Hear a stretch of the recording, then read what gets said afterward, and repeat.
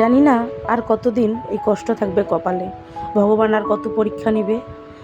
নমস্কার, আমি চুমকি রায় সরকার। আমার নতুন একটা ভিডিওতে আপনাদের স্বাগত।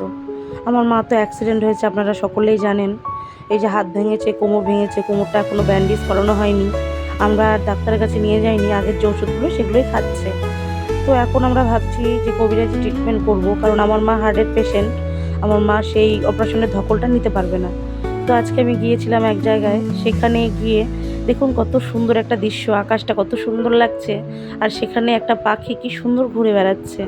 ভাবলাম যে বন্ধুদের সাথে একটু শেয়ার করি, কারণ আপনারা আমার ফ্যামিলি। আমি যা উপভোগ করব সেটাই আমি আপনাদের সাথে শেয়ার করব। আর একটা পায়রা দেখুন, আর একটা পায়রার পিছনে কি করে দৌড়াচ্ছে। যাই হোক, এগুলো দেখে মন খারাপের মধ্যে একটু ভালো লেগেছিল। আমি গিয়েছিলাম মায়ের রূপ দেখতে, একটু মনটাকে শান্ত করতে। আর এই যে গোপু সোনাকে দেখুন কত সুন্দর লাগছে। যাই হোক, মায়ের কাছে গিয়ে মনটা একটু শান্ত হয়েছে। একটা ডিসিশন নিতে পেরেছি যে আমার মার আর অপারেশন না করে আমরা এখন কবিরাজি ট্রিটমেন্টই করব।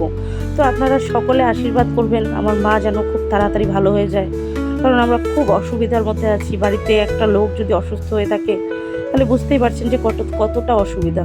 দেখো, দিনের বেলা আকাশে চাঁদ দেখা যাচ্ছে।